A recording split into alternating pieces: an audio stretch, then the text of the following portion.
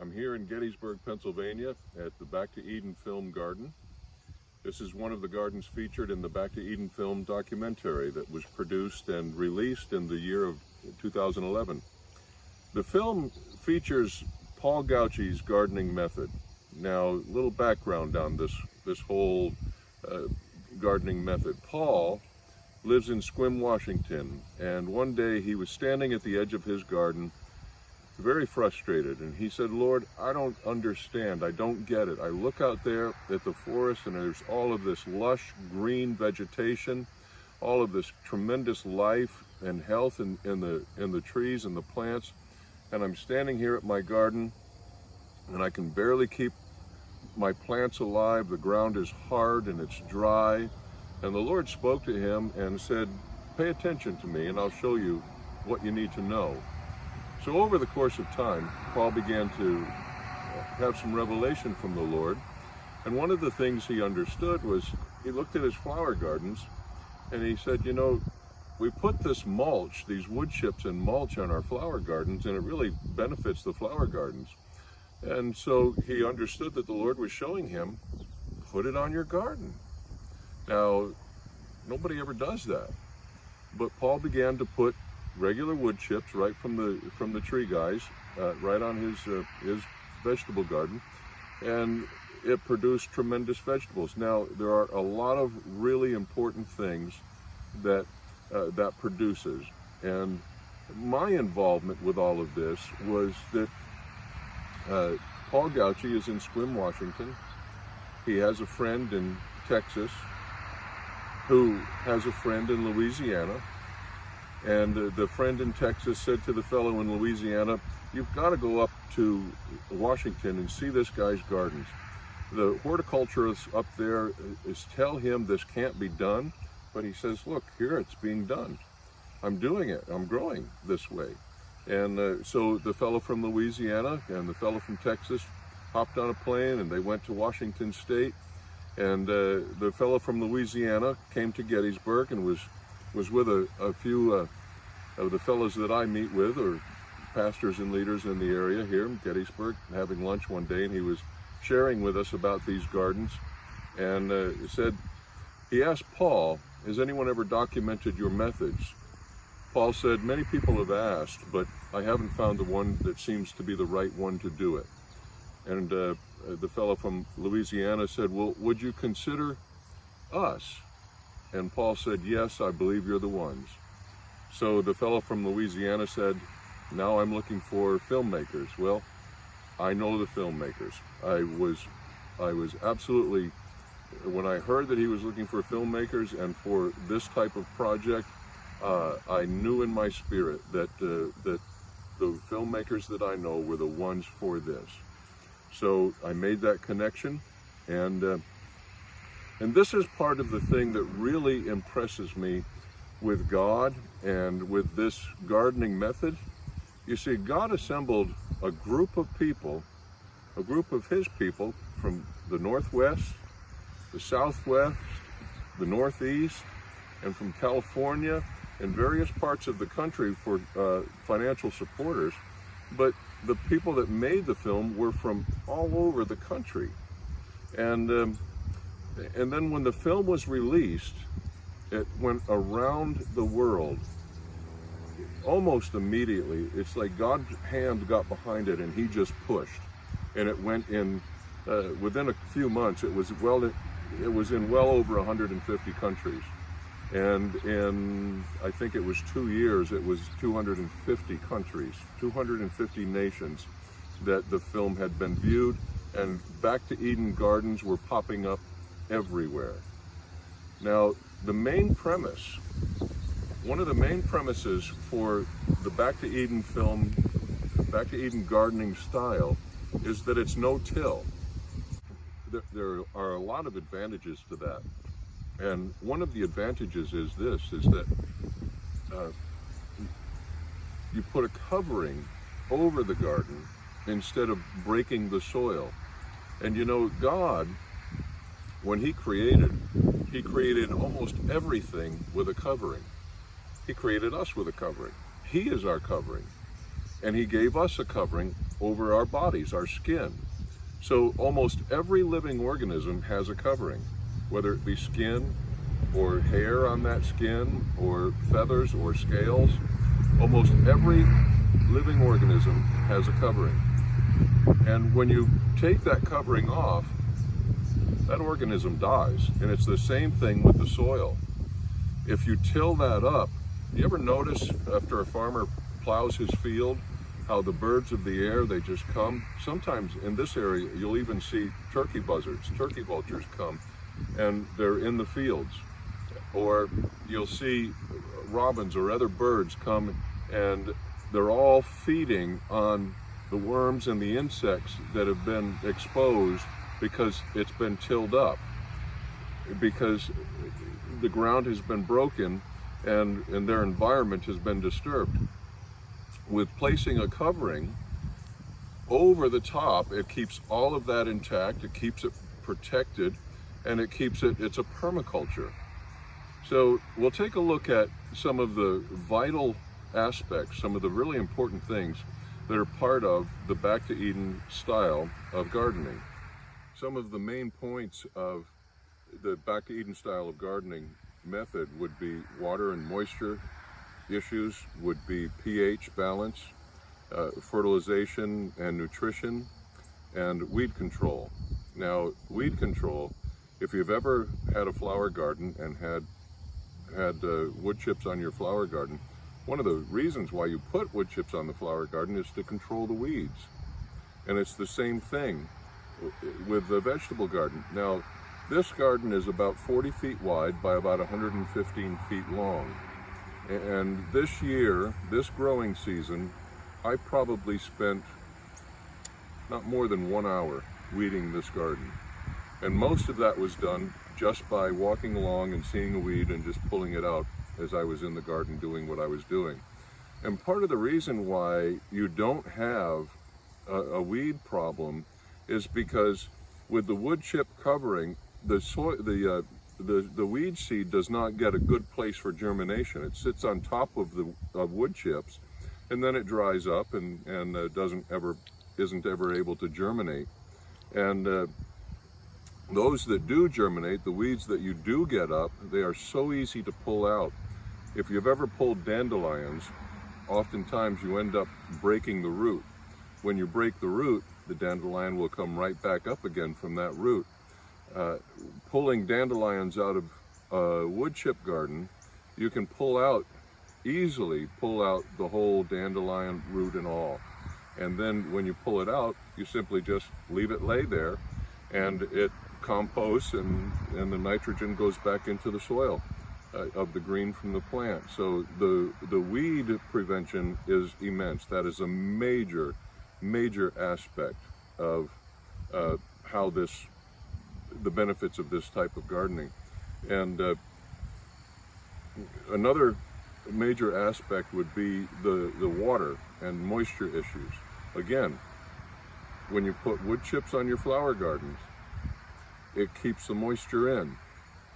And when you think about it, this year we had a very wet spring, and then we had a very dry summer and very hot. It didn't rain for months, and it was terribly hot. It was humid, but it was awfully hot. And I never watered this garden one time. Now the garden right now is really at the end of its growing season, and so things are looking not as healthy as they did throughout the summer. But I had incredible vegetation here this year and incredible produce. The rain comes down on these wood chips, and even when in the midst of our drought season that we had, rain comes down on a regular garden that's just dirt with no covering, and the ground is so hard that water will just wash right off. But on a wood chip garden, on a Back to Eden style of garden, the wood chips actually cause the rain to go through the wood chips, and then it soaks into the soil underneath, which is already moist and loose. And actually, this soil got it was so dry this year that at times this soil really was dry, but I never water. Not once have I watered this garden. And the pH balancing. So, you know, you ever look at the forest and you see in the fall when leaves and branches begin to fall, and then the forest floor is covered and littered with leaves and branches and other things that are decaying, and mushrooms and funguses will be growing. That's a perfect environment for a pH balanced environment.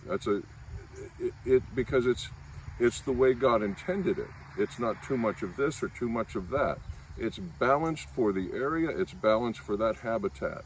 And what I've really found, and people have asked me about, well, if you have too much pine, then it's too acidic.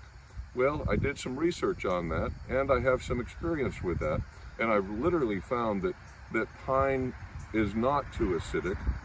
I did read that after the first couple of rains, the acid washes out and it dissipates. I have never found pine wood chips to be an issue and a problem here at this garden. So it's not so much an issue with the varieties of wood that you use, although there are some that have more properties like cedar and locust that don't break down as quickly, and so you don't want to use those as much. But for the most part, the type of wood chips that you'd want to use would be wood chips that are local to your area, not wood bark, not at all like bark from trees, but the wood chips mixed with the leaves from the trees as well, because it's the nitrogen that's in the leaves that helps to break down the carbon that's in the wood fibers. So as the nitrogen breaks down the carbon, then what it produces is this wonderful, rich, organic compost soil. It's tremendous. I mean, this is where it enters in now to the organics of it and the fertilization. I don't very often fertilize this garden because I don't really need to. Occasionally, every few years, I will get some horse manure from a fellow that always wants me to take his horse manure. But every few years, I'll put a layer of horse manure on this garden. But for the most part, what I typically do is let the wood chips compost, and that becomes an organic composted material rich in nutrients. And that's a really important thing, that rich in nutrients statement, because you look at a lot of the crop fields, and what they do on the crop fields is they use commercial fertilizers, and they don't contain the minerals that our bodies need. Our bodies need these minerals from the earth. They need the minerals that they get from nature. And food grown, for most of the grocery store food that you get, isn't grown that way. It's lacking and deficient in a lot of the minerals that our bodies need. So when we take the plant itself, or we take the trees that have the minerals in them because they have drawn them and absorbed them through the root system into the plant, and that goes on to the garden, then it becomes part of that garden, becomes part of the soil, and it becomes part of what we eat and our bodies need. And one year, there was a fellow here. I often give tours of this garden. One year there was a fellow here, and the first thing he did when he came into the garden was bend down and part the wood chips and stick his hand into the soil. And he said, "I've been working 60 years to get soil like this." Now, I will say that this is just fantastic what God has released. And again, I come back to that place of, I am so convinced that the Lord released this method. Why? Because of how he brought it all together. And even the location of this garden is phenomenal, because I was looking for a location to do a garden. Every other location that I had was surrounded by crop fields, and that would mean those crop fields were going to be spraying insecticides and herbicides, and that garden was going to be affected by that. It wouldn't be organic, even though we want it to be. And I was with one of my friends and pastors at a Heritage Assembly of God in Gettysburg, and he said, well, there's a mountain of wood chips at Heritage. Somebody was going to put a walking path around the property to walk and pray. He said, let me talk to the board. Maybe you could do it there. So it was okay with the board. And here is where the garden is, at Heritage Assembly of God. And it's perfect because there are no crop fields around. There are none.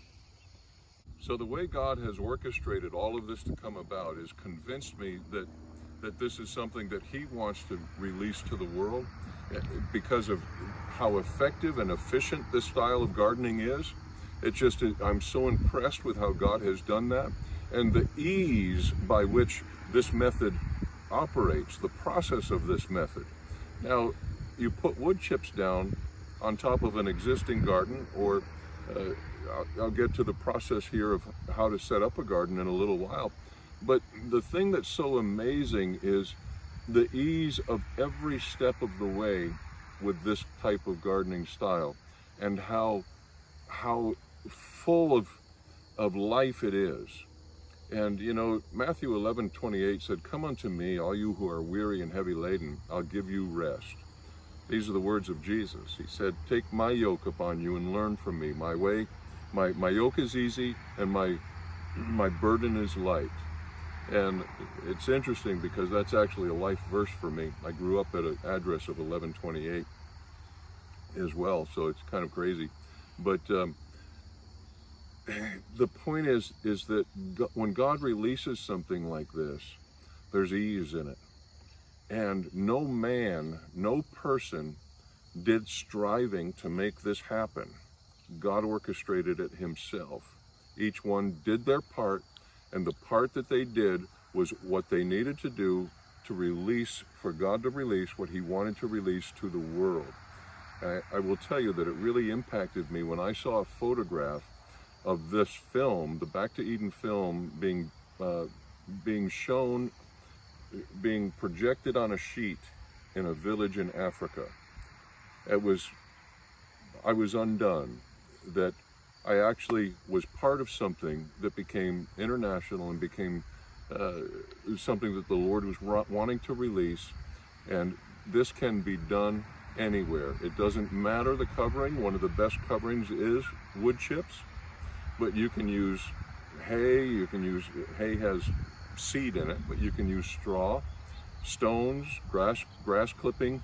I've even used inches of manure that have composted, and that's been the covering. And then over that, in years to come, I put wood chips and it became the soil.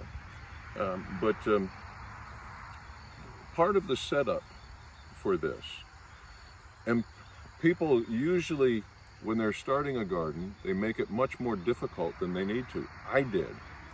You know, when I first heard about wood chips and set this garden up for the film, we put out wood chips that were very thick, 16 inches thick at least, and then nothing grew.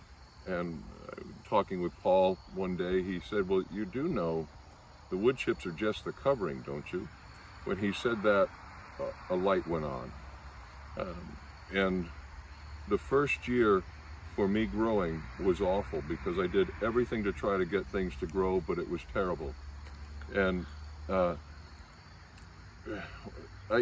was sitting over here on a pile of wood chips this year, and I said to the Lord, you must have really gotten a chuckle out of that first year, all the mistakes I made and all the labor I put into this. And you know, in my spirit, I really felt, I heard the Lord say, and I felt the comfort of the Lord say, I didn't laugh, I didn't chuckle.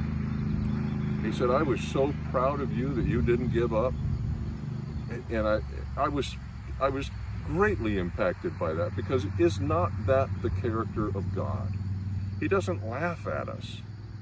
He gives us something. If we don't understand it right away, He just keeps working with us. If we make mistakes, He doesn't laugh at us. He doesn't scold us. He doesn't criticize us.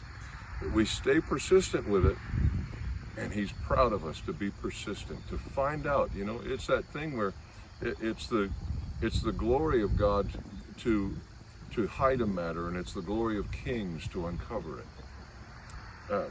So I want to say that in starting one of these gardens, which I really encourage anyone that can to do that. If you're growing your own food, this is a phenomenal way to do it. And if you're growing your own food, you're getting healthier food for the most part than what you're getting at the stores. I recently learned that even when you buy organic food at the grocery store, legally they're allowed to have a certain percentage of it not be organic at all. So when doing this way, it's all organic, it's all healthy, it's all really good. It even tastes different. Many people say the food is sweeter. There's certainly more moisture in it. There's no question about that. But starting a garden, it's really important to put newspaper down. Now, when we started this garden, the first thing we did is we put newspaper down on the grass. And I want to say, not just 1 or 2 layers, but use 4 to 5 layers of newspaper. That way you're smothering out the grass, you're smothering out the things that are underneath there that need to be smothered out. Thistles will come up through it, so dig out thistles if you have thistles. Then you can put wood chips right over that, and it's best if you do that in the fall. That way it begins to prepare the soil underneath to soften it for the upcoming spring. If you don't have the fall to do it in and just do it in the spring, that's okay too. But another thing you could do is you could put compost down, whether that be, a lot of people use mushroom soil. Sometimes I have used set up gardens for people, and I've just used composted horse manure or composted cow manure. And one time I just laid out, I had a dump trailer, and I just dumped a trailer. I dumped out the horse manure, barely spread it. It was about a foot thick. And the next spring, it was thicker than that when I dumped it, but the next spring it was about a foot thick. And I planted in that, and it worked great. That manure itself was enough to smother everything underneath it, because it was on a mowed lawn that garden went down. But if you're not sure if your compost has seeds in it or not, and mushroom soil has seeds in it, there's various things in that mushroom soil that they'll grow.